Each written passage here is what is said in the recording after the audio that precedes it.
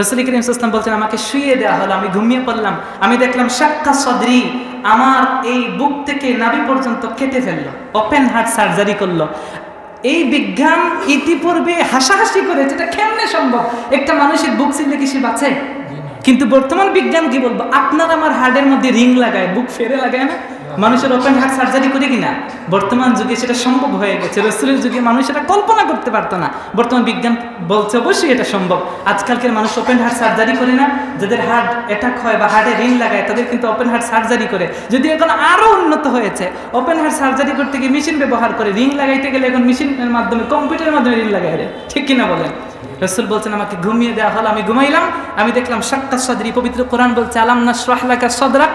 রাসূল, আমি কি আপনার বক্ষ বিদীর্ণ করি নাই? রাসূল করিম সাল্লাল্লাহু আলাইহি ওয়াসাল্লামকে আল্লাহ নিবেন এমন একটি জায়গায়, যেই জায়গায় কোনো সৃষ্টি, কোনো মানুষ যেতে পারে নাই, সাধারণ মানুষ যেতে পারবে না, কারণ এটা এমন একটা জায়গা, পুরো এরিয়াটা হচ্ছে নূর। আল্লাহু আকবার বলেন। তিনি বলছেন, আমাকে প্রস্তুত করা হচ্ছে। আপনি যখন কোথাও যান, প্রস্তুতি নিয়ে যান কিনা? সাধারণ বাংলাদেশ থেকে আপনি আমেরিকা যাবেন, লন্ডন যাবেন, আপনার কি ট্রিটমেন্ট করে না? কি বলে, কি করে? মেডিকেল করে কিনা? একটু কথা বলেন না। করে, আপনাকে মেডিকেল ছাড়া যেতে দেয় না। রাসূলের মেডিকেল হচ্ছে, রাসূল করিম সাল্লাল্লাহু আলাইহি ওয়াসাল্লামকে চিকিৎসা করা হচ্ছে। রাসূল ফিটফাট আছেন কিনা? রাসূল বলছেন, আমাকে ঘুমানো হলো, শাক্কা সদরি, আমার বুকটা কেটে ফেললো, ও আখরাজা কালবি, আমার কলব, হৃৎপিণ্ড, আমার হার্ট বের করে আনা হলো। সুবহানাল্লাহ বলে।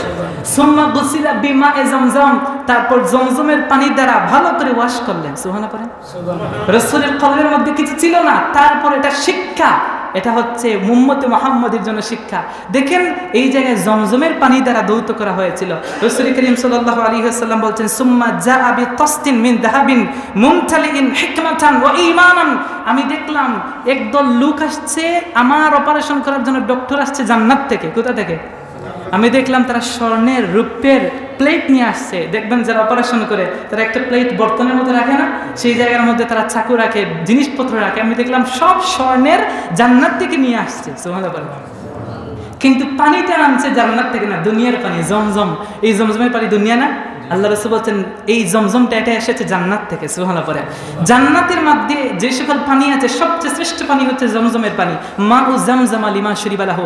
যেই ব্যক্তির যত বড় রোগ হোক, দুনিয়ার ডক্টর যখন ফেল হয়ে যাবে, আপনি জমজমের পানি পান করবেন, একদিন যদি ঠিক থাকে, আপনার যত বড় রোগ হয়, হায়াত যদি থাকে, তাহলে আপনি সুস্থ হয়ে যাবেন। সুবহানাল্লাহ পড়ে। রাসূল বললেন, জমজমের পানি দ্বারা আমার হৃৎপিণ্ড, আমার হার্ট, আমার কলবটাকে ভালো করে ওয়াশ করা হলো।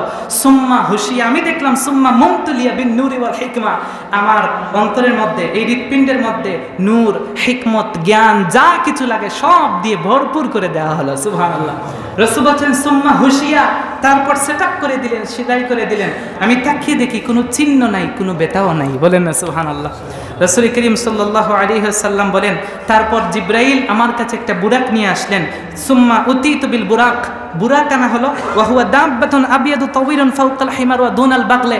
এটা গাধার থেকে ছোট, খচ্চরের থেকে বড় একটা প্রাণী আনা হলো, নাম হচ্ছে বুরাক। নাম কি?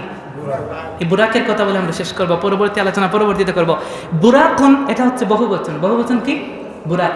বারকুন হচ্ছে একবচন, বা রা কাফ। বারকুন মানে হচ্ছে বিদ্যুৎ। বারকুন মানে কি? বিদ্যুতের গতি হচ্ছে প্রতি সেকেন্ডে 1,86,000 মাইল। বলেন না, 1,00,000 প্রতি সেকেন্ডে।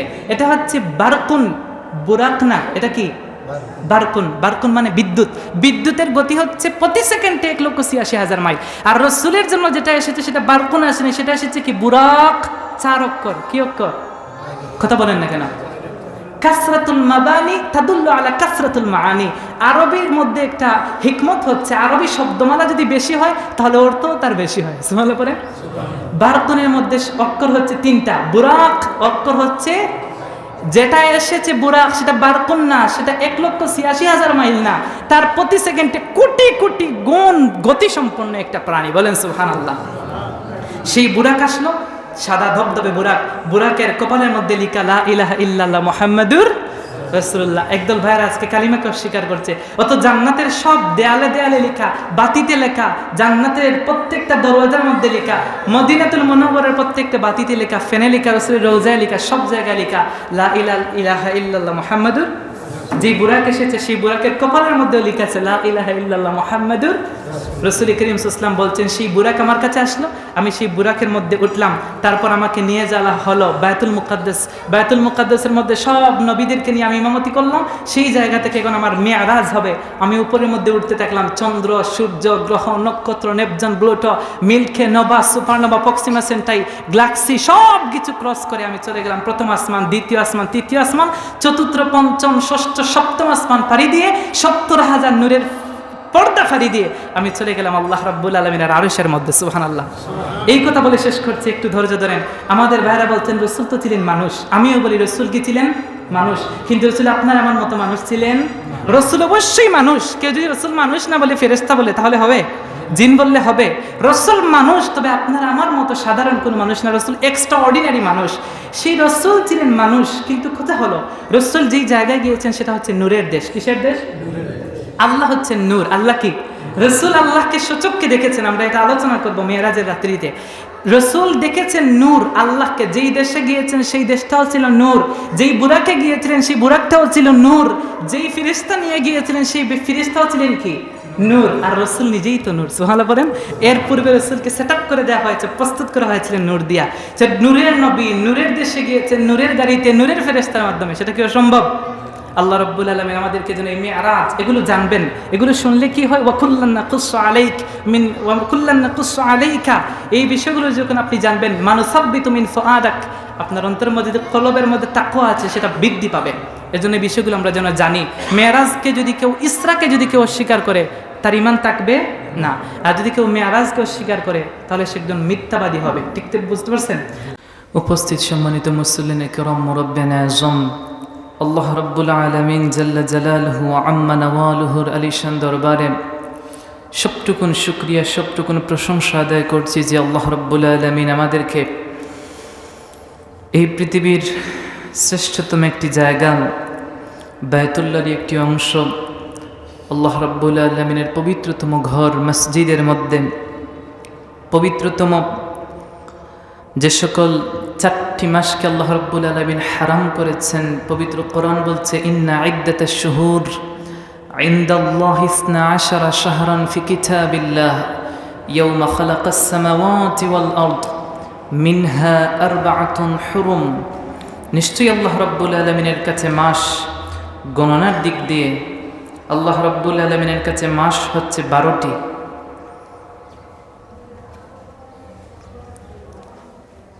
নিশ্চয়ই আল্লাহ রাব্বুল আলামিনের কাছে গণনার দিক দিয়ে মাস হচ্ছে 12টি। আল্লাহ বলছেন তা নবমণ্ডল এবং ভূমণ্ডল যখন থেকে সৃষ্টি করেছি ঠিক সেই সময় থেকে আমার কাছে 12টি মাস। ও মিনহা আরবাআতুন হুরুম, তার মধ্য থেকে 4টি মাস হচ্ছে সম্মানিত হুরুম মাস। এই 4টি মাসের মধ্যে অন্যতম একটি মাস হচ্ছে রজব মাস। যে রজব মাসকে রাসূল বলেছেন শাহরুল্লাহ, সেটা আল্লাহর মাস। সুবহানাল্লাহ। সেই রজব মাসের একদম শেষ প্রান্তে, আজ রজব মাসের শেষ জুমাবারে আল্লাহ রাব্বুল আলামিন আমাদেরকে সলাতুল জুমা আদায়ের উদ্দেশ্যে জুমা পূর্ব আলোচনায় এসে হাজির হওয়ার তৌফিক দিলেন। আসুন হৃদয়ের সবটুকু আবেগ আর অনুভূতি উজাড় করে আল্লাহ রাব্বুল আলামিনকে সন্তুষ্টির লক্ষ্যে আমরা কালিমাতুশ শুকুর আদায় করি, পড়ি আলহামদুলিল্লাহ। লক্ষ কোটি, তার থেকে অনেক অনেক গুণ বেশি দুরূদ আর সালাম এই পৃথিবীর সৃষ্টির প্রধান আকর্ষণ, সমস্ত নবী এবং রাসূলদের সিরতাজ, নবিয়ুনা হাবিবুনা তবিবুনা ওয়া কুদওয়াতুনা ওয়া মাওলানা মুহাম্মদ সাল্লাল্লাহু আলাইহি ওয়াসাল্লামের উপর। সম্মানিত হাজিরিন, আমরা আজ একটি গুরুত্বপূর্ণ বিষয় নিয়ে কথা শুনব। আমরা পবিত্র কোরআনুল কারীমের পবিত্রতম একটি সূরা, সূরাতুল আল ইমরানের প্রথম আয়াতে কারিমা তিলাওয়াত করেছি। প্রথমে আমরা জানব সে আয়াতে কারিমার বাংলা সরল তরজমা, তারপরই এই আয়াতের উপরে আমরা কিছু আলোচনা শোনার প্রয়াস পাবো ইনশাআল্লাহ। দেখেন, সূরাতুল বনি ইসরাঈল এর আরেকটি নাম হচ্ছে সূরাতুল ইসরা।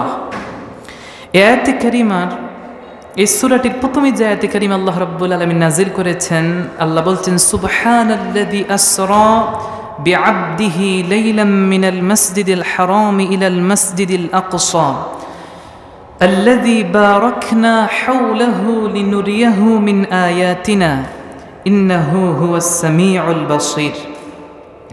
আল্লাহ বলছেন সুবহানা, পুত পবিত্র সেই সত্তা, আল্লাযী আসরা, যিনি ইসরা করিয়েছেন, বিআবদিহি, তার বান্দাকে, লাইলান, রাতের অতি অল্প একটি অংশে, মিনাল মসজিদিল হারাম ইলাল মসজিদিল আকসা, মসজিদে হারাম থেকে মসজিদে আকসা পর্যন্ত। আল্লাহ বলছেন আল্লাযী বারাকনা হাওলাহু লিনুরিয়াহু মিন আয়াতিনা, আল্লাযী বারাকনা, যাকে আমি বরকতময় বানিয়েছি, হাওলাহ, যে বায়তুল মুকাদ্দাসের চতুষ্পাশকে আমি বরকতময় বানিয়েছি, লিনুরিয়াহু মিন আয়াতিনা, এবং আমার নিদর্শনাবলী দেখানোর জন্যে। ইন্নাহু হুয়াস সামিউল বাসীর, নিশ্চয়ই আল্লাহ সর্বশ্রোতা এবং সর্বদ্রষ্টা। এই হচ্ছে আয়াতে কারিমার বাংলা সরল তর্জমা। তার উপরই আমরা শুনবো সংক্ষিপ্ত আলোচনা ইনশাআল্লাহ।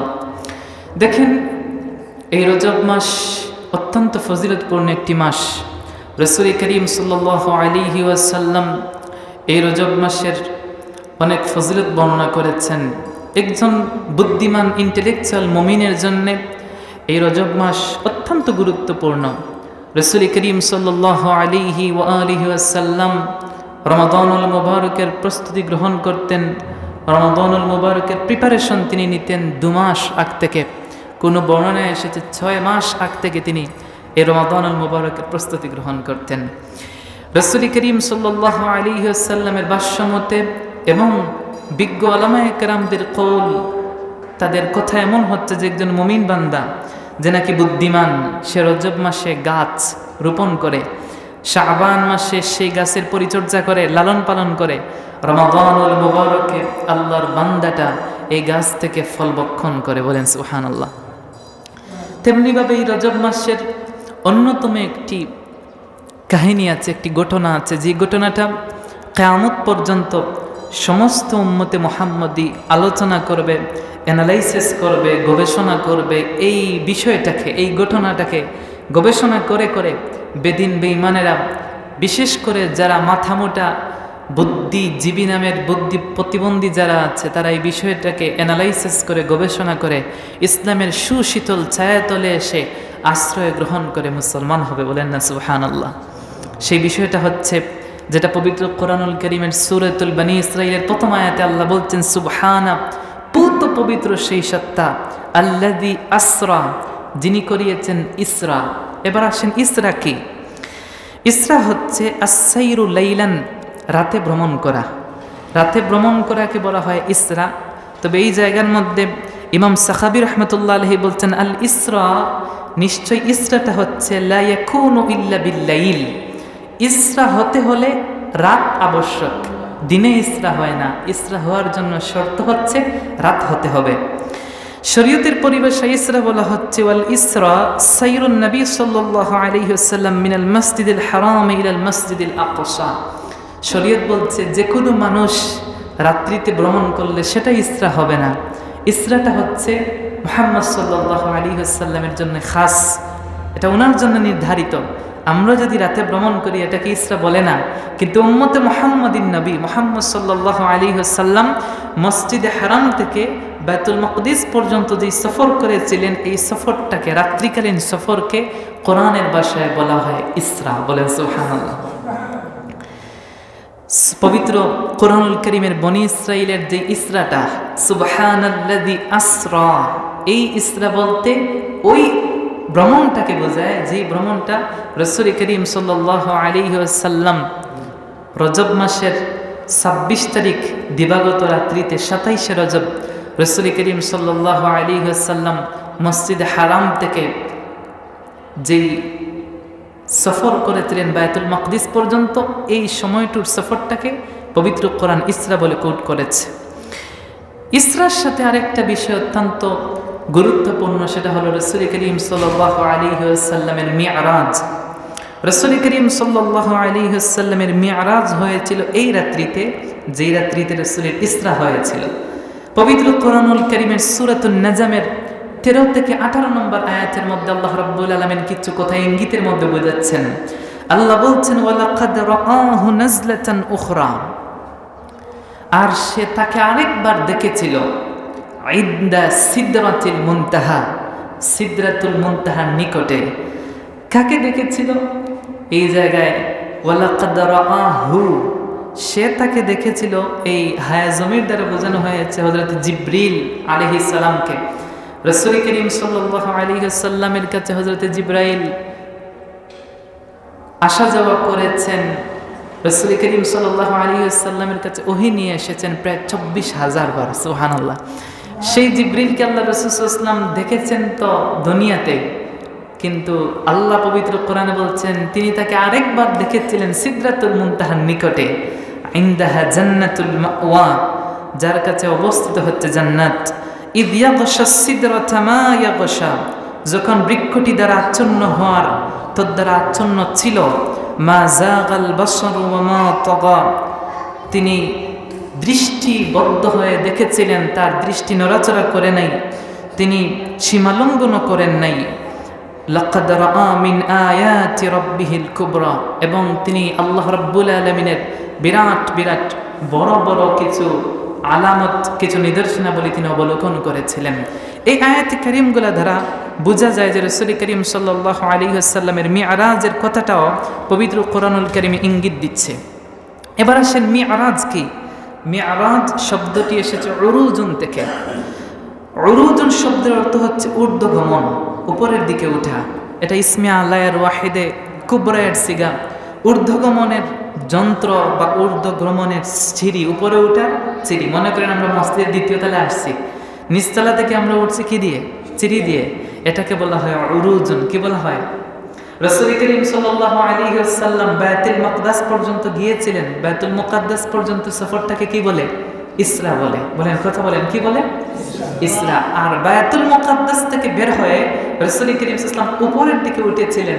এই উঠা, এই সফরটাকে বলা হয় মিআরাজ। কি বলা হয়? মিআরাজ। শরীয়তের পরিভাষায় মিআরাজ হচ্ছে আল মিআরাজু হুয়া উরুজুর রাসূল ইলা সামাই হাইসু মা শা আল্লাহু জাল্লা জালালুহু। আল্লাহ রাব্বুল আলামিনের ইচ্ছায় রাসূল করিম সাল্লাল্লাহু আলাইহি ওয়াসাল্লাম আল্লাহ পাকের যে সান্নিধ্যে গিয়েছিলেন বাইতুল মুকাদ্দাস থেকে, এই সান্নিধ্য যাওয়াটা, এই সফরটুকে বলা হয় মিআরাজ। এই মিআরাজ সম্পর্কে রাসূল করিম সাল্লাল্লাহু আলাইহি ওয়াসাল্লামের যুগ থেকেই, মিআরাজ সংগঠিত হওয়ার পর থেকে এখন পর্যন্ত অনেক কথাবার্তা এই মিআরাজ নিয়ে। এই মিআরাজ সম্ভব কিনা, একজন মানুষ কিভাবে উপরের দিকে উঠতে পারে, তাও 7 আসমান পের হয়ে। 7 আসমান পের হয়ে শুধু থামে নাই, আল্লাহ পাকের আরশ আজিম পর্যন্ত গিয়ে একটা মানুষ পুরো রাত্রিও না। আল্লাহ বলছেন লাইলান, তানবীরে তানকির করে আল্লাহ বলছেন রাতের অল্প একটু সময় ওই মানুষটা আবার দুনিয়ার মধ্যে ব্যাক করলো, আবার রিটার্ন করে ফিরে আসলো। এটা কেমনে সম্ভব? এ নিয়ে বিভিন্ন কথাবার্তা রাসূল করিম সাল্লাল্লাহু আলাইহি ওয়াসাল্লামের জামানা থেকে অদ্যাবধি পর্যন্ত চলে আসছে।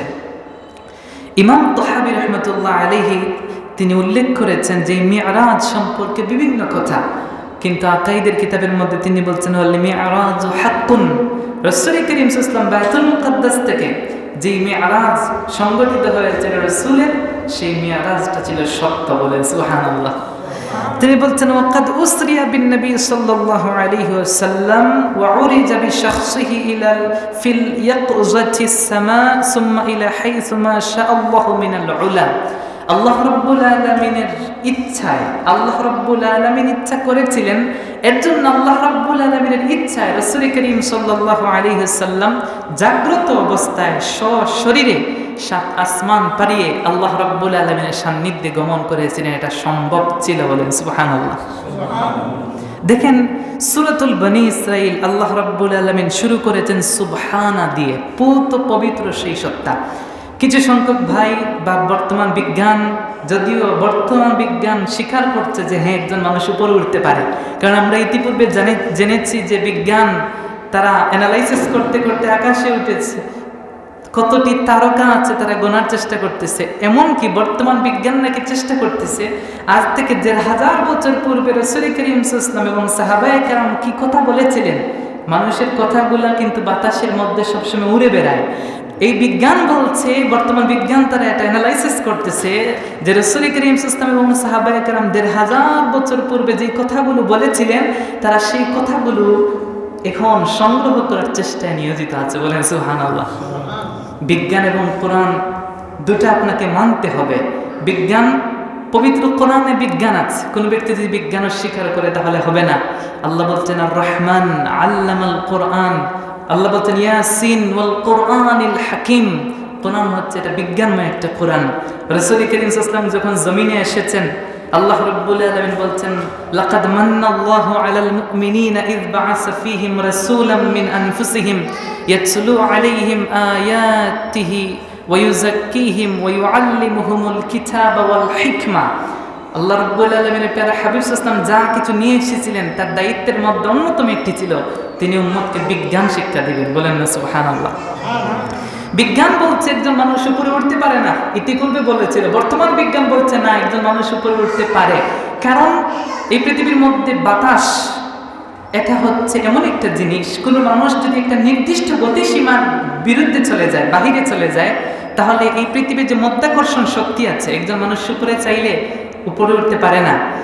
কিন্তু একটা মানুষের নির্দিষ্ট একটা স্পিড যখন তার মধ্যে চলে আসে, তখন সে আর মধ্যাকর্ষণ শক্তি তাকে কন্ট্রোলে রাখতে পারে না, ওই মানুষটা উপরের দিকে উঠতে পারে। বলেন সুবহানাল্লাহ। যেমন ধরেন বর্তমানে রকেট বের হয়েছে, মানুষ রকেটের সাহায্যে উপরে উঠতে পারে না। আমাদের হেলিকপ্টার, বিমান বের হয়েছে, এগুলো কি রাসূলের জামানায় ছিল? ছিল না। ওই যুগের কাফের মুশরিকরা সেগুলো স্বীকার করতে, এগুলো কল্পনাই ছিল না। বর্তমানে ইন্টারনেটের মাধ্যমে বাংলাদেশ না, পুরো বিশ্বের সব তথ্য আমার হাতের মুঠে। এটার মাধ্যমে আমি পৃথিবীর সব তথ্য এই জায়গায় বসে আপনাকে দিতে পারবো, পারবো না? এটা কি রাসূলের যুগে ছিল? ছিল না। আজ থেকে বেশি না 30-40 বছর আগেও এগুলোর খুব একটা অস্তিত্ব ছিল না। কিন্তু ধীরে ধীরে কত কিছু হচ্ছে। একসময় কম্পিউটার অনেক বড় একটা রুমের মধ্যে ছিল, এখন সেটা আমার হাতের মুঠের মধ্যে চলে এসেছে। কোনো এক সময় এগুলো কল্পনার বাহিরে ছিল, মানুষ কল্পনা করলেই পাগল মনে করত। কিন্তু বর্তমান এই আপডেট জামানায় এগুলো কি অস্বীকার করার সুযোগ আছে? বর্তমান বিজ্ঞান বাধ্য হয়েছে, হ্যাঁ রাসূল করিম সাল্লাল্লাহু আলাইহি ওয়াসাল্লামের মিরাজ অবশ্যই হয়েছিল, একজন মানুষ চাইলেই উপরে উঠতে পারে, এতে কোনো সমস্যা নাই। দেখেন পবিত্র কোরআনুল কারীমের এই আয়াতটাকে আমরা যদি একটু ভাঙি, আমরা যদি একটু দেখতে চাই, তাহলে দেখেন আমাদের একদল ভাইরা বলতে চাচ্ছেন, যারা এই মিরাজকে স্বীকার করেন, তারা বলছেন রাসূল করিম সাল্লাল্লাহু আলাইহি ওয়াসাল্লামের মিরাজটা সশরীরে জাগ্রত অবস্থায় হয় নাই, বরং তিনি স্বপ্নযুগে গিয়েছেন এবং স্বপ্নযুগে এসেছেন। কয়েকটা কথা বোঝার চেষ্টা করেন। প্রথম দেখেন, যদি রাসূল করিম সাল্লাল্লাহু আলাইহি ওয়াসাল্লামের মিরাজটা স্বপ্নযুগে হতো, তাহলে রাসূল করিম সাল্লাল্লাহু আলাইহি ওয়াসাল্লাম স্বপ্নযুগে তো আরো কত কিছুই দেখেছেন। রাসূল কি জান্নাত দেখেন নাই? কথা বলেন না কেন? রাসূল তো অবশ্যই জান্নাত দেখেছেন। রাসূল বলেছেন আমি যখন জায়নামাজের মধ্যে দাঁড়াই, আমি জায়নামাজের মধ্যে দাঁড়ালে আল্লাহ পাকের জান্নাত এবং জাহান্নাম দেখতে পাই। সুবহানাল্লাহ, এটা হাদিস। রাসূল বলছেন জায়নামাজের মধ্যে দাঁড়ালে আমি জান্নাত জাহান্নাম দেখতে পাই। ইতিপূর্বে যে সকল নবী রাসূল এসেছিলেন, সমস্ত নবী রাসূলরা সরাসরি জান্নাত জাহান্নাম আল্লাহ সহ এই সমস্ত বিষয়গুলো সরাসরি দেখেন নাই। আল্লাহ রাব্বুল আলামিন তাদেরকে জানিয়েছেন, এর জন্য তারা বিশ্বাস স্থাপন করেছেন। একজন মাত্র নবী, একজনকে আল্লাহ রাব্বুল আলামিন লিডার বানিয়েছেন, সাইয়্যিদুল মুরসালিন, সমস্ত নবীদের লিডার, নবী এবং রাসূলদের লিডার বানিয়েছেন। সেই নবী এবং রাসূল সব নবীর সর্দার হয়ে তিনি সব কিছু দেখে এসে তিনি নিজে সাক্ষ্য দিয়েছেন। সুবহানাল্লাহ পড়বেন না? দেখেন, যদি রাসূলের এই মিরাজটা, ইসরা নিয়ে কোনো কথা নাই, তারা বলছেন ইসরাটা সম্ভব আছে, কারণ ইসরা এক পর্যায়ে তারা বলছে যে ইসরাটা যেহেতু বায়তুল মুকাদ্দাস পর্যন্ত হয়েছিল, এতটুকু মেনে নেওয়া যায়। যদিও এর মধ্যে অনেক তর্ক আছে। কেউ বলছে বায়তুল্লাহ থেকে বায়তুল মুকাদ্দাস পর্যন্ত যেতে 1 মাস সময় লাগে, কেউ বলছেন 3 মাস সময় লাগে। যদি 3 মাস সময় লাগে, তাহলে যেতে 3 মাস, আসতে 3 মাস, 6 মাস সময় তো এই জায়গায় দরকার, ঠিক কিনা? তাহলে রাসূল করিম সাল্লাল্লাহু আলাইহি ওয়াসাল্লাম পুরো রাত না, এশার নামাজের পর রাসূল ঘুমিয়েছেন, ঘুমানোর পরে ফজরের আগেই রাসূল সফর করে চলে আসলেন। আল্লাহ বলছেন লাইলান, পুরো রাত্রি না, লাইলান, রাতের একটা অল্প সময়ে আল্লাহ রাব্বুল আলামিন তার হাবিবকে এতটুকু জায়গা ঘুরিয়ে আবার জায়গার মধ্যে নিয়ে আসলেন। এটা নিয়ে তাদের বিতর্ক। এক পর্যায়ে এসে তারা বলছেন না, রাসূল যদি বায়তুল মুকাদ্দাস পর্যন্ত যান, তাহলে এর ভিতরে কিছু সিম্পটম আছে, কিছু আলামত আমরা পেয়েছি। তারা বলছেন এতটুকু সম্ভব, কিন্তু বায়তুল মুকাদ্দাস থেকে রাসূল যে ঊর্ধ্বগমনে গেছেন, মেরাজ করেছেন, সেটা সম্ভব না। কিন্তু বর্তমান বিজ্ঞান বলছে হ্যাঁ সম্ভব। আসেন বিজ্ঞানের আগে পবিত্র কোরআন দেখে কি বলছে। পবিত্র কোরআনুল কারীমে আল্লাহ বলছেন সুবহানাল্লাযী আসরা। কয়েকটা জিনিস বুঝবেন। 1 নাম্বার, যারা বলেন রাসূল করিম সাল্লাল্লাহু আলাইহি ওয়াসাল্লামের মিরাজটা হয়েছিল স্বপ্নে যুগে, যদি স্বপ্নযোগী হতো তাহলে এই জায়গায় আল্লাহ সুবহানা, আশ্চর্যজনক কিছু দেখলে আমরা কি বলি? সুবহানাল্লাহ। কি আমরা যখন আশ্চর্য কিছু দেখি তখন কি বলি? সুবহানাল্লাহ তো বলি। এটাই তো আমাদের শিক্ষা, ইসলাম। এই মেরাজটা যদি স্বপ্নযোগী হতো, এগুলো কি আশ্চর্যজনক কিছু ছিল? আমিও তো বেডের মধ্যে ঘুমায় ঘুমায় আমেরিকা ঘুরে আসি, কানাডা ঘুরে আসি, ঠিক কিনা? আমরা কি ঘুরাই না ঘুমের মধ্যে অনেক কিছু? তো রাসূল তো ঘুমের মধ্যে, রাসূল করিম সাল্লাল্লাহু আলাইহি ওয়াসাল্লাম তো অসংখ্যবার আল্লাহকে দেখেছেন। রাসূল তো ভালো। শাফিঈ মাযহাবের ইমাম শাফিঈ রাহমাতুল্লাহ আলাইহি, তিনি ৯৯ বার আল্লাহকে চর্মচক্ষে দেখেছেন। সুবহানাল্লাহ পড়েন। আমাদের মাযহাবের ইমাম আযম আবু হানিফা রাহমাতুল্লাহ আলাইহি ১০০ বার আমার আল্লাহকে দেখেছেন। সুবহানাল্লাহ পড়বেন না? ইমাম আযম আবু হানিফার থেকে তো হাজার গুণ পাওয়ারফুল হচ্ছেন আমার নবী। সেই নবীকে আল্লাহকে দেখতে পারেন না? তাহলে এগুলো তো আল্লাহকে তো তিনি অসংখ্যবার দেখেছেন। কোথাও তো আল্লাহ রাসূল পাক সাল্লাল্লাহু আলাইহি ওয়াসাল্লামের এই দেখাটাকে আল্লাহ সুবহানা বলে বর্ণনা করেছেন? করেন নাই। কিন্তু এই মিরাজটা যখন আল্লাহ বর্ণনা করেছেন তখন আল্লাহ বলছেন সুবহানা, পূর্ত পবিত্র একজন সত্তা। আশ্চর্য হয়ে আল্লাহ বলছেন সুবহানা, আশ্চর্যদায়ক একটা শব্দ ব্যবহার করেছেন। আর সুবহানা দ্বারা বুঝিয়েছেন পূর্ত পবিত্র সেই সত্তা। আল্লাহ কি অপবিত্র? আল্লাহর জন্য কি কোনো কিছু অসম্ভব আছে? অসম্ভব না। একটু দুরূদ শরীফ পড়েন, সাল্লাল্লাহু আলা মুহাম্মাদ সাল্লাল্লাহু।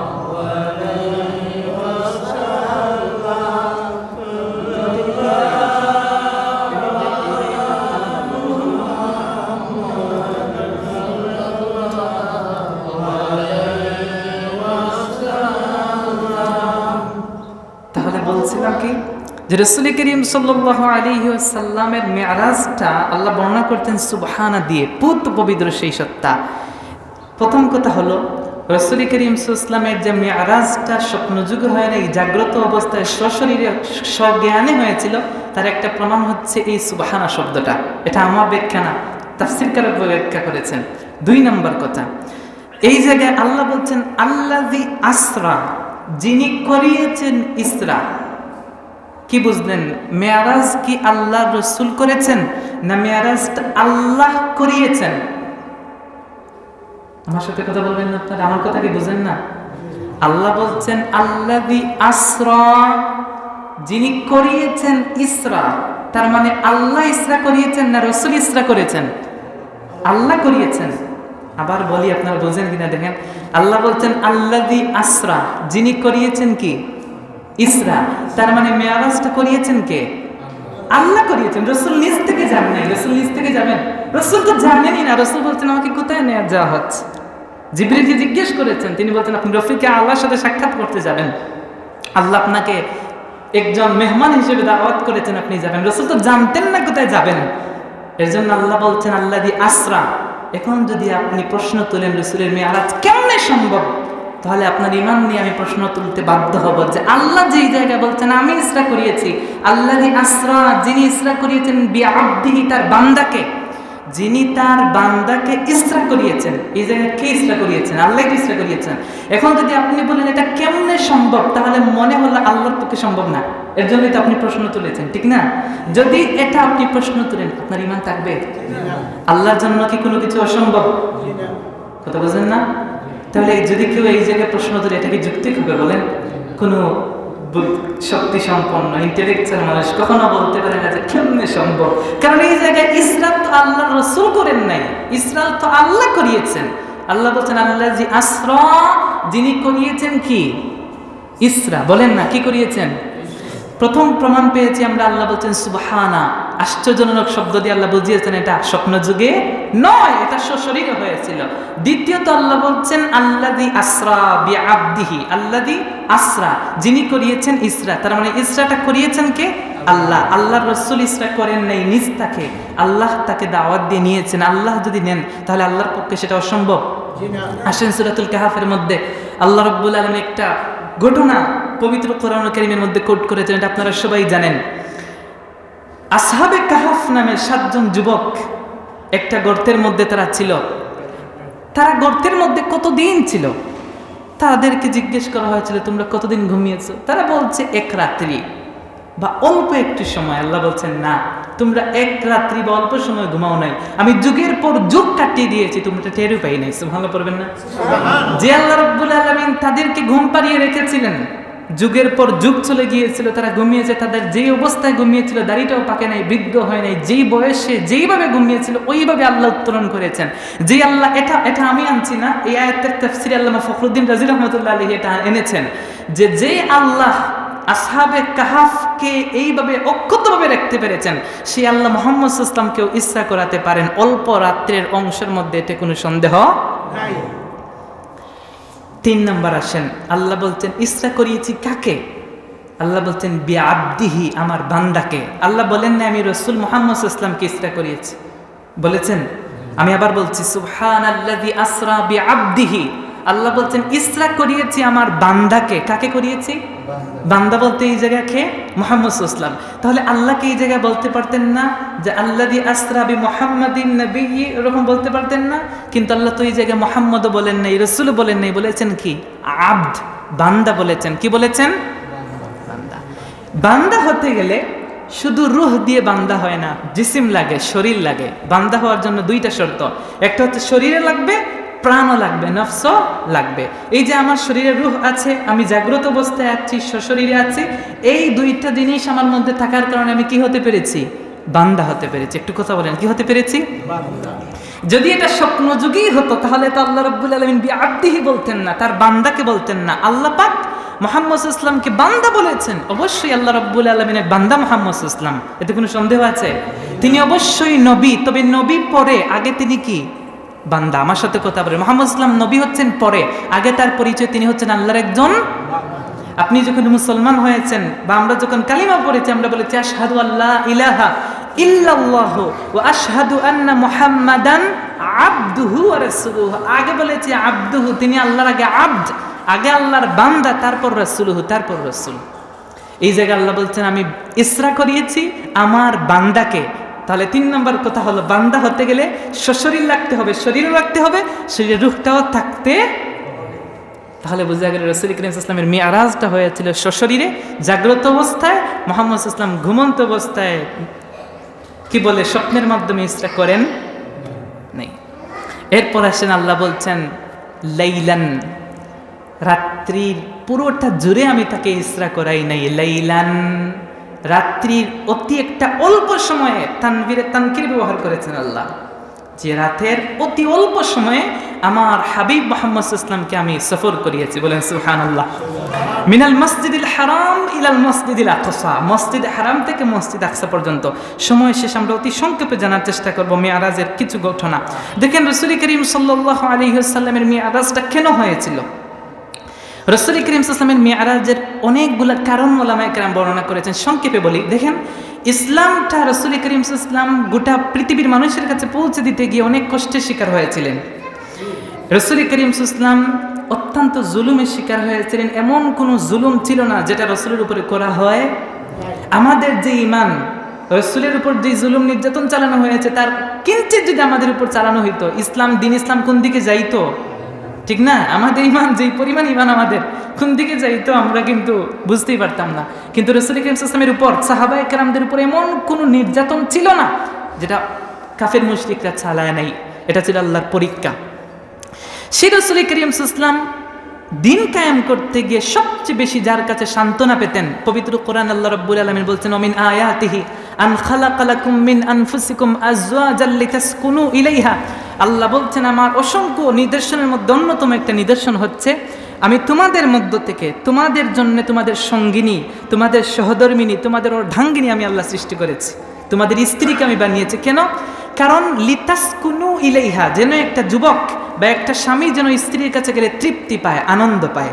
এই পৃথিবীর মধ্যে একটা মানুষ, একজন পুরুষ যখন ক্লান্ত হয়ে যায়, ডিপ্রেশনে থাকে, বর্তমান বিজ্ঞানও বলেছে যদি কোনো পুরুষ ডিপ্রেশনের মধ্যে থাকে, সে যদি তার স্ত্রীর সাথে কথা বলে বা স্ত্রীর সংস্পর্শে তাকে স্ত্রীর কাছে যায়, তাহলে ওই ব্যক্তিটার এই কষ্ট দূর হয়ে যায়। বলেন না সুবহানাল্লাহ। এটা বিজ্ঞান বলেছে আজকে ১৫০০ বছর আগে আল্লাহ বলেছেন লিতাসকুনু ইলাইহা, তোমাদের মধ্য থেকে তোমাদের স্ত্রী দিয়েছি, তার কারণ হচ্ছে স্ত্রীর কাছে গেলে তোমরা প্রশান্তি লাভ করবে। সুবহানাল্লাহ পড়বেন না? রাসূল করিম সাল্লাল্লাহু আলাইহি ওয়াসাল্লামের প্রথম স্ত্রী আম্মা জান খাদিজাতুল কুবরা রাদিয়াল্লাহু তাআলা আনহাকে আল্লাহ রাব্বুল আলামিনের রাসূল সাল্লাল্লাহু আলাইহি ওয়াসাল্লাম কি বলেন, স্ত্রী হিসেবে গ্রহণ করেছিলেন। তিনি ছিলেন রাসূলের স্ত্রীগণের মধ্যে সবচেয়ে বেশি আদরের, সবচেয়ে মায়ার স্ত্রী ছিলেন হযরত খাদিজাতুল কুবরা রাদিয়াল্লাহু তাআলা আনহা। রাসূল করিম সাল্লাল্লাহু আলাইহি ওয়াসাল্লাম ওই স্ত্রী মারা যাওয়ার পরে 1 বছর সুখ পালন করেছেন। কয় বছর? একজন পুরুষের জন্য স্ত্রী মারা যাওয়ার পরে সুখ পালন হচ্ছে মাত্র 3 দিন। কয় দিন? 3 দিন পরে আপনি আরেকজন মেয়ে বিয়ে করতে পারবেন, সমস্যা নেই। আর একজন স্ত্রীর স্বামী যদি মারা যায় তাহলে সেই স্ত্রীর জন্য সুখ পালন হচ্ছে 4 মাস 10 দিন ইদ্যত পালন করতে হবে। এর ভিতরে সে বিবাহ বসতে পারবে? কথা বলেন আমার সাথে, বিবাহ বসতে পারবে? এই 3 দিন সুখ পালন করলেই হতো, কিন্তু রাসূল 1 বছর সুখ পালন করেছেন। সুবহানাল্লাহ পড়বেন না? তিনি এত ভালোবাসতেন খাদিজাতুল কুবরা রাদিয়াল্লাহু তাআলা আনহাকে যে তিনি থাকা অবস্থায় তিনি আরেকটি বিবাহ করেন নাই। সেই খাদিজাতুল কুবরা রাদিয়াল্লাহু তাআলা আনহা ইসলামের প্রথম ইসলাম গ্রহণকারী নারী। ইসলামের মধ্যে প্রথম তিনি গ্রহণ করেছেন, ইসলাম তিনি কবুল করেছেন। উনার কাছে রাসূল করিম সাল্লাল্লাহু আলাইহি ওয়াসাল্লাম সব দুঃখ বেদনা সব কিছু শেয়ার করতেন, ঠিক কিনা? সবচেয়ে বেশি সহযোগিতা করেছেন খাদিজাতুল কুবরা রাদিয়াল্লাহু তাআলা আনহা। রাসূল করিম সাল্লাল্লাহু আলাইহি ওয়াসাল্লামের সেই আদরের স্ত্রী আমাদের আম্মা জান, তিনি যখন ইন্তেকাল করলেন রাসূল করিম সাল্লাল্লাহু আলাইহি ওয়াসাল্লাম ভেঙে পড়লেন।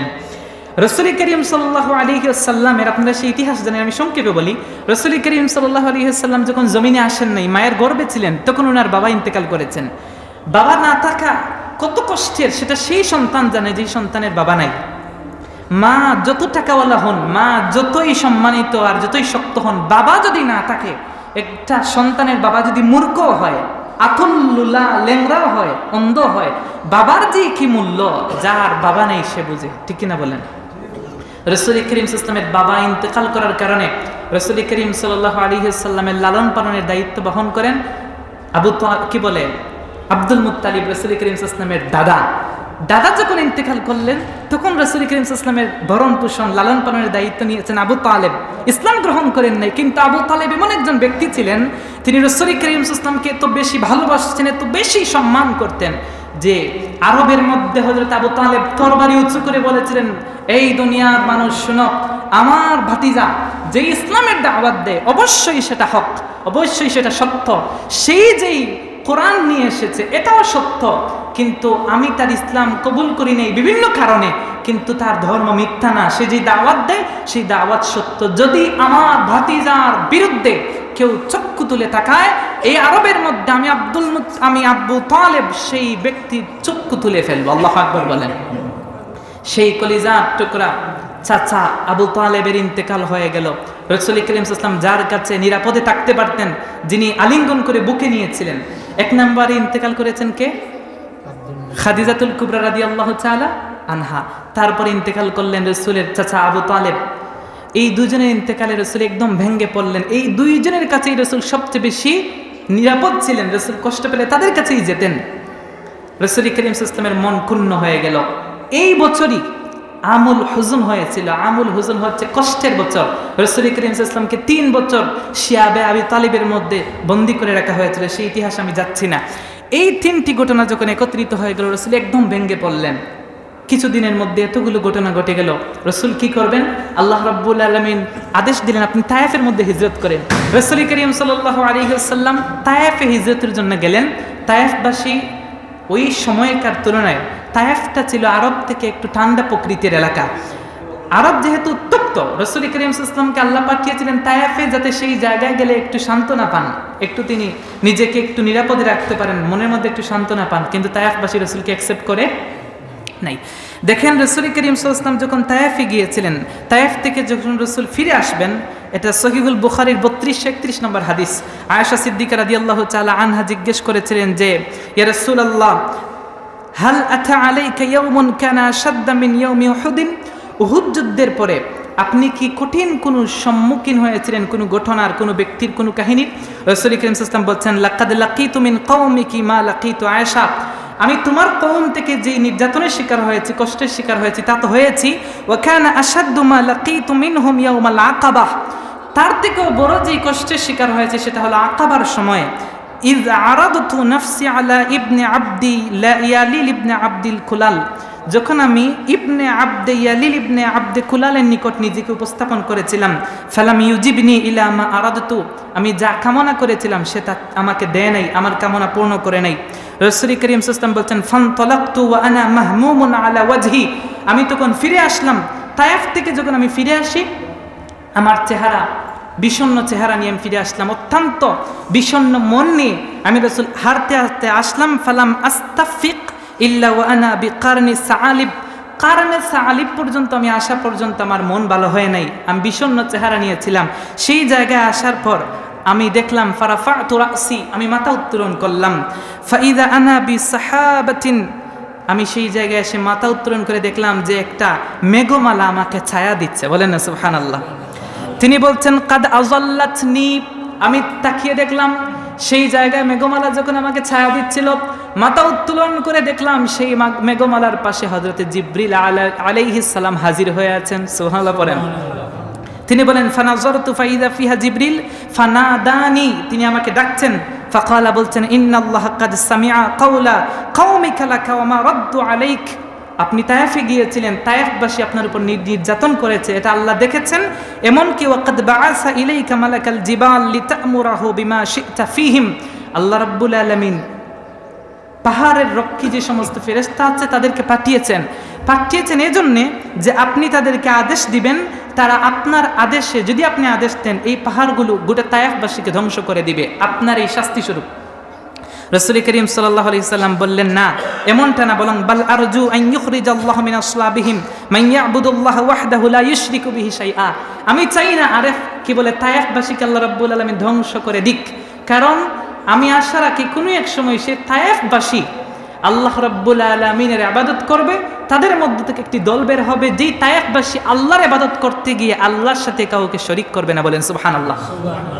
কোন হাদিসে এসেছে রাসূল হাত তুলে দোয়া করেছেন, আল্লাহুম্মা হদি কওমি ফাইন্নাহুম লা ইয়ালামুন, আল্লাহ আমার কওমকে আপনি মাফ করে দেন, তারা বুঝে নাই। আমাদের সাথে কেউ যদি একটু এদিক সেদিক করে, কথা বুঝেন নাই, হামলা মামলা যা আছে সব চালাই। আর এখন তো আমাদের দেশের এই অবস্থা, মারাত্মক অবস্থা, যার যেভাবে ইচ্ছা সেইভাবে চলতেছে। সবচেয়ে বেশি লুটতরাজ, রাহাজানি, সন্ত্রাসী, বুঝেন নাই, যাদের গর্জনা একটু পড়ে গেছে, মাথা মোটা, যাদের শরীরের শক্তি বেশি, তারা যার উপর যেভাবে ইচ্ছা নির্যাতন চালাচ্ছে। ঠিক কিনা বলেন? আপনার সাথে আমার একটু দ্বন্দ্ব, আমি আপনার উপর আক্রমণ চালাচ্ছি, আপনার উপর আমার দ্বন্দ্ব, আপনি আমার উপর আক্রমণ চালাচ্ছেন, কোনো ডর নাই, ভয় নাই। আপনারা মনে করেন দুনিয়াটাই মনে হয় চিরস্থায়ী, যা করার এই জায়গায় করেন, কিন্তু এই পৃথিবী কি চিরস্থায়ী? এই জায়গা তো আপনি আসেন না এই লুটতরাজ করার জন্য। এই দেখেন, আমি যদি যাই, এই পূর্বে চলেন, যখন এই কি বলে আল্লাহ রাব্বুল আলামিন জিন জাতিকে সৃষ্টি করেছিলেন, আল্লাহ রাব্বুল আলামিন জিন জাতিকে সৃষ্টি করার পরে জিন জাতি আল্লাহর ইবাদত করছিল।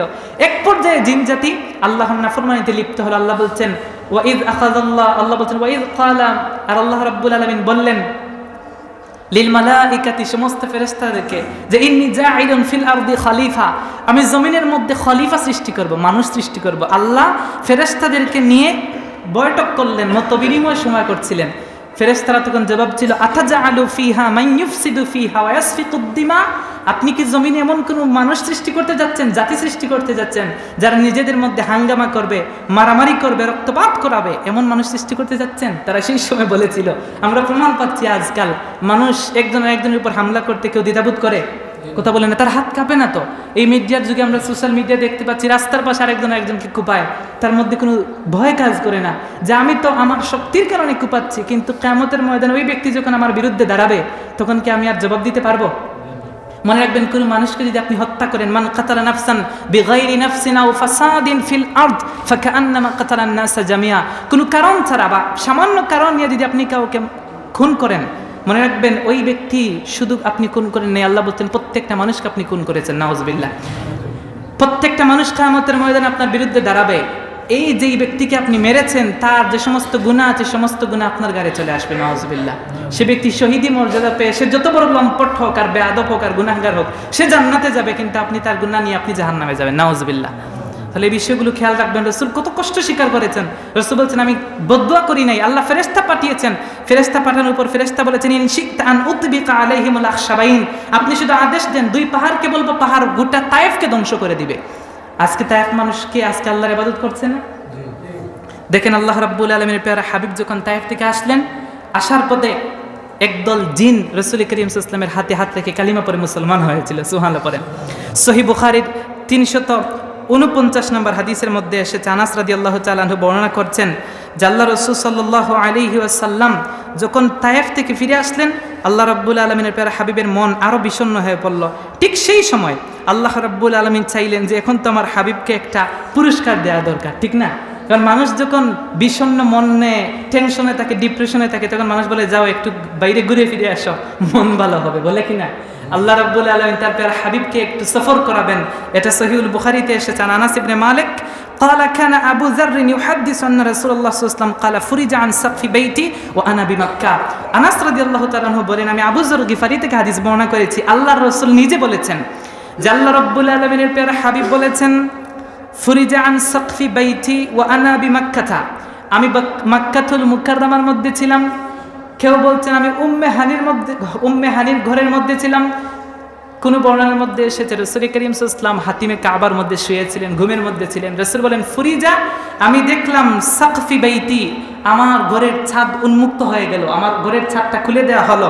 ফানাজালা জিবরিল, আমার নিকট জিবরিল আসলেন। সুবহানাল্লাহ পড়েন। কোন বর্ণনার মধ্যে এসেছে জিবরিল, মিকাইল, ইসরাফিল, তিনজন আসলেন। এসে একজন রাসূলের মাথার পাশে, একজন রাসূলের কোমরের পাশে, একজন পায়ের পাশে বসলেন। কারো সাহসে দেয় না রাসূলকে ডাকা। সুবহানাল্লাহ পড়েন। তাজিম দেখেন, সম্মান, রাসূলের প্রতি কি পরিমাণ সম্মান। রাসূল ঘুমিয়ে আছেন, রাসূলকে ডাক দিবেন, ঘুম থেকে উঠাবেন, কারো শক্তি সাহসে দেয় নাই। একজন আরেকজনকে কথা বলছেন কিভাবে জাগ্রত করা যায়, রাসূলকে বেয়াদবি হবে রাসূলকে যদি আমরা ডাকি। রাসূলের ঘুম ভেঙে গেল। রাসূল বললেন, এই জিবরিল, কি মনে করলা? তানামু আইনি ওয়ালা ইয়ানামু কলবি, আমরা হচ্ছি রাসূল, আমি রাসূল যখন ঘুমাই আমার চক্ষু ঘুমায়, আমার অন্তর ঘুমায় না। সুবহানাল্লাহ। এর জন্য রাসূল করিম সাল্লাল্লাহু আলাইহি ওয়াসাল্লাম যখন ঘুমাতেন রাসূলের ওযু যেত না। রাসূল আপনার আমার মতো না, আপনি তো ঘুমানো ভালো, যখন খুতবার সময় একটু এরকম ঝাঁকান, যদি হালকা ঘুম লেগে যায় আর আপনি যদি কিছুর মধ্যে ডেশ দিয়ে থাকেন আপনার ওযু চলে যায়, ঠিক কি না? কিন্তু রাসূল করিম সাল্লাল্লাহু আলাইহি ওয়াসাল্লাম ঘুম থেকে উঠে নামাজ আদায় করতেন, রাসূলের ওযু লাগতো। রাসূল আপনার আমার মতো ছিলেন। রাসূল করিম সাল্লাল্লাহু আলাইহি ওয়াসাল্লাম বললেন, আমি ঘুম থেকে জাগ্রত করানো হলো। আমি বললাম কি হলো? তারা বললেন যে চলেন, আপনাকে আল্লাহ রাব্বুল আলামিন দাওয়াত করেছেন, আপনাকে আল্লাহ রাব্বুল আলামিন আরশে আজিমের মধ্যে নেবেন। সুবহানাল্লাহ বলেন। রাসূল করিম সাল্লাল্লাহু আলাইহি ওয়াসাল্লাম বলছেন সুম্মা গাসালাহু বিমায়ে জামজাম, আমাকে হাতিমে কাবার মধ্যে নিয়ে নেওয়া হলো, সেই জায়গার মধ্যে আমাকে সাদা একটি বিছানার মধ্যে বিছানো হলো। সুবহানাল্লাহ পড়বেন না?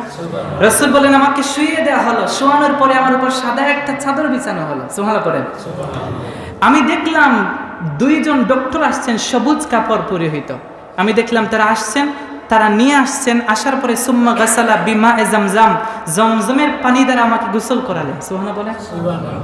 আজও দেখবেন বর্তমান বিজ্ঞানীরা এই মেয়ারাজকে ঘটনা, এই মেয়ারাজকে অ্যানালাইসিস করে করে কত কিছুই তো বের করলো। আজকালকার হসপিটালগুলোর সিট কি থাকে? সাদা থাকে কিনা একটু কথা বলেন। এটা মেয়ারাজ থেকে নিয়েছে তারা। যেই ডক্টররা অপারেশন করে তাদের কাপড় কি থাকে? সবুজ থাকে না? রাসূল করিম সাল্লাল্লাহু আলাইহি ওয়াসাল্লামের মেরাজ থেকে তারা নিয়েছে। রাসূল করিম সাল্লাল্লাহু আলাইহি ওয়াসাল্লাম বলছেন আমাকে শুইয়ে দেওয়া হলো, আমি ঘুমিয়ে পড়লাম। আমি দেখলাম শাক্কা সদরি, আমার এই বুক থেকে নাভি পর্যন্ত কেটে ফেললো, ওপেন হার্ট সার্জারি করলো। এই বিজ্ঞান ইতিপূর্বে হাসাহাসি করেছে, এটা কেমনে সম্ভব? একটা মানুষের বুক ছিঁড়লে কি সে বাঁচে? কিন্তু বর্তমান বিজ্ঞান কি বলবো, আপনার আমার হার্টের মধ্যে রিং লাগায়, বুক ফেরে লাগায় না?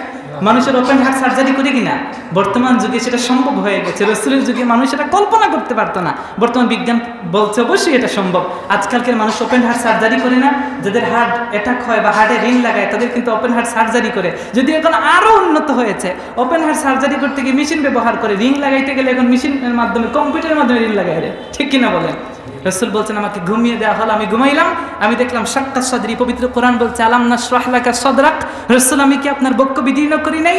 রাসূল করিম সাল্লাল্লাহু আলাইহি ওয়াসাল্লামকে আল্লাহ নিবেন এমন একটি জায়গায়, যেই জায়গায় কোনো সৃষ্টি, কোনো মানুষ যেতে পারে নাই, সাধারণ মানুষ যেতে পারবে না, কারণ এটা এমন একটা জায়গা, পুরো এরিয়াটা হচ্ছে নূর। আল্লাহু আকবার বলেন। তিনি বলছেন আমাকে প্রস্তুত করা হচ্ছে। আপনি যখন কোথাও যান প্রস্তুতি নিয়ে যান কিনা? সাধারণ বাংলাদেশ থেকে আপনি আমেরিকা যাবেন, লন্ডন যাবেন, আপনার কি ট্রিটমেন্ট করে না? কি বলে, কি করে? মেডিকেল করে কিনা? একটু কথা বলেন না। করে, আপনাকে মেডিকেল ছাড়া যেতে দেয় না। রাসূলের মেডিকেল হচ্ছে, রাসূল করিম সাল্লাল্লাহু আলাইহি ওয়াসাল্লামকে চিকিৎসা করা হচ্ছে। রাসূল ফিটফাট আছেন কিনা? রাসূল বলছেন আমাকে ঘুমানো হলো, শাক্কা সদরি, আমার বুকটা কেটে ফেললো, ও আখরাজা কালবি, আমার কলব, হৃৎপিণ্ড, আমার হার্ট বের করে আনা হলো। সুবহানাল্লাহ বলেন। সুম্মা গুসিলা বিমায়ে জামজাম, তারপর জমজমের পানি দ্বারা ভালো করে ওয়াশ করলেন। সুবহানাল্লাহ বলেন। রাসূলের কলবের মধ্যে কিছু ছিল না, তারপর এটা শিক্ষা, এটা হচ্ছে উম্মতে মুহাম্মদের জন্য শিক্ষা। দেখেন এই জায়গায় জমজমের পানি দ্বারা দৌত করা হয়েছিল। রাসূল করিম সাল্লাল্লাহু আলাইহি ওয়াসাল্লাম বলছেন, সুম্মা জাআ বিতাসতিন মিন যাহাবিন মুমতালিইন হিকমাতান ওয়া ঈমানান। আমি দেখলাম একদল লোক আসছে, আমার অপারেশন করার জন্য ডক্টর আসছে জান্নাত থেকে। কোথা থেকে? আমি দেখলাম তারা স্বর্ণের রূপের প্লেট নিয়ে আসছে। দেখবেন যারা অপারেশন করে তারা একটা প্লেট বর্তনের মধ্যে রাখে না, সেই জায়গার মধ্যে তারা চাকু রাখে, জিনিসপত্র রাখে। আমি দেখলাম সব স্বর্ণের, জান্নাত থেকে নিয়ে আসছে। সুবহানাল্লাহ। কিন্তু পানিটা আনছে জান্নাত থেকে না, দুনিয়ার পানি, জমজম। এই জমজমের পানি দুনিয়া না। আল্লাহ রাসূল বলছেন এই জমজমটা এটা এসেছে জান্নাত থেকে। সুবহানাল্লাহ। পরে জান্নাতের মধ্যে যে সকল পানি আছে সবচেয়ে শ্রেষ্ঠ পানি হচ্ছে জমজমের পানি। মাউ জামজাম লিমা শুরিবা লাহু। যেই ব্যক্তির যত বড় রোগ হোক, দুনিয়ার ডক্টর যখন ফেল হয়ে যাবে, আপনি জমজমের পানি পান করবেন। একদিন যদি ঠিক থাকে, আপনার যত বড় রোগ হয়, হায়াত যদি থাকে, তাহলে আপনি সুস্থ হয়ে যাবেন। সুবহানাল্লাহ। রাসূল বললেন জমজমের পানি দ্বারা আমার হৃৎপিণ্ড, আমার হার্ট, আমার কলবটাকে ভালো করে ওয়াশ করা হলো।